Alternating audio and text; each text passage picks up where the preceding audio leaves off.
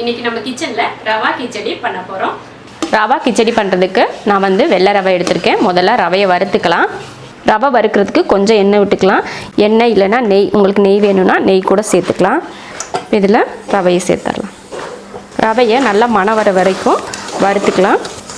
ரவை நல்லா மணம் வந்துருச்சு, வறுத்தாச்சு. இப்போ ரவையை தனியாக எடுத்து வச்சுக்கலாம்.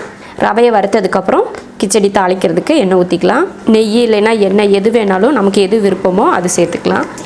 எண்ணெய் காஞ்சதுமே கொஞ்சம் கடுகு உளுந்து, கொஞ்சம் கடலைப்பருப்பு, இல்லை பொரிஞ்சதும் கருவேப்பிலை, ஒரு 4-5 பூண்டு பல் எடுத்திருக்கேன், அதையும் சேர்த்துக்கலாம். ஒரு பெரிய வெங்காயத்தை சின்னதாக கட் பண்ணியிருக்கேன், அதையும் சேர்த்துக்கலாம்.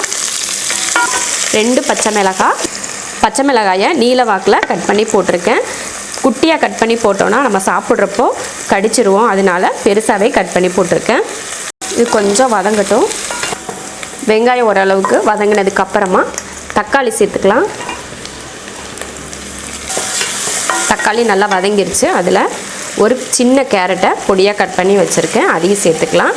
பீன்ஸு ஒரு 5 பீன்ஸு அதையும் பொடியாக கட் பண்ணி வச்சுருக்கேன், அதையும் சேர்த்துக்கிறேன். பட்டாணியை ஊற வச்சு உப்பு போட்டு வேக வச்சுருக்கேன், ஒரு 50 கிராம் இருக்கும், அதையும் இதில் சேர்த்துக்கிறேன். நீங்கள் புதுசாக இருக்க பச்சை பட்டாணி கூட சேர்த்துக்கலாம். கொஞ்சம் உப்பு, கடைசியில் கொஞ்சம் உப்பு சேர்த்துக்கலாம். இப்போ கொஞ்சம் மட்டும் காய்க்காக உப்பு சேர்த்துருக்கேன். கொஞ்சம் மஞ்சத்தூள் போட்டு காயை நல்லா வதக்கினதுக்கப்புறம் இஞ்சி பூண்டு பேஸ்ட் வந்து ஒரு சின்ன ஸ்பூனில் ஒரு 1/4 ஸ்பூன் இஞ்சி பூண்டு பேஸ்ட்டு சேர்த்துருக்கேன். பச்சை மிளகாய்க்கு பதில் நம்ம மிளகாத்தூள் கூட இதில் சேர்த்துக்கலாம். இஞ்சி பூண்டு பேஸ்ட் போட்டு நல்லா வதக்கினதுக்கப்புறம் இப்போ தண்ணி சேர்த்துடலாம்.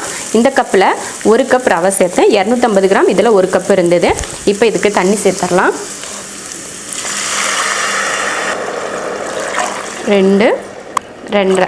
2.5 கப் தண்ணி சேர்த்துருக்கேன். இப்போ தேவையான உப்பு சேர்த்துக்கலாம். உப்பு முதல்ல போட்டது பத்தலை, இப்போ கொஞ்சம் உப்பு.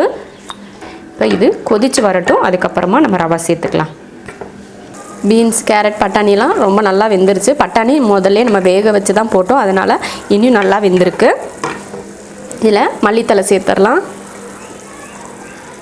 அடுப்பை சிம்மில் வச்சிடலாம். இப்போது சிம்மில் வச்சுட்டு நம்ம வறுத்து வச்ச ரவையை கொஞ்சம் கொஞ்சமாக இதில் போட்டு கிளறலாம். சிம்மில் வச்சுட்டு கிளறுங்க, அப்போ தான் கட்டி சேராமல் அப்படி நல்லாயிருக்கும்.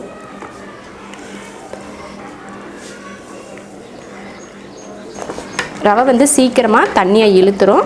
அதிகமாக தண்ணி இருக்குது அப்படின்லாம் நினைக்க வேணாம். இந்த தண்ணி கொஞ்ச நேரத்துலேயே வற்றிடும். தண்ணி இந்தளவுக்கு வற்றினதுக்கப்புறம் மூடி வச்சிடலாம். அந்த சூட்லேயே அப்போ தான் ரவை வேகும். ரவை நல்லா வெந்துருச்சு, அவ்வளோதான். ஸ்டவ் ஆஃப் பண்ணிக்கலாம். அடுப்பு ஆஃப் பண்ணிவிட்டேன். இப்போ ரவா கிச்சடி ரெடி ஆயிடுச்சு. இந்த கிச்சடி வந்து 4 பேர் சாப்பிட்றதுக்கு கரெக்டாக இருக்கும்.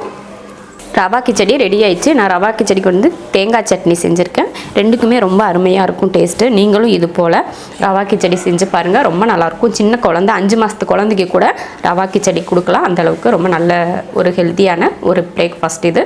நீங்களும் இது போல் செஞ்சு பாருங்கள். பிடிச்சிருந்தா லைக் பண்ணுங்கள். மற்றவங்களும் பார்க்கணுன்னு நினச்சிங்கன்னா ஷேர் பண்ணுங்கள். மறக்காமல் நம்ம ஷெரின்ஸ் கிச்சன் சேனலுக்கு சப்ஸ்கிரைப் பண்ணிவிட்டு பக்கத்தில் இருக்க பெல் பட்டனை ப்ரெஸ் பண்ணுங்கள். அப்போ தான் நான் போடுற வீடியோவோட நோட்டிஃபிகேஷன் உங்களுக்கு வந்து சேரும்.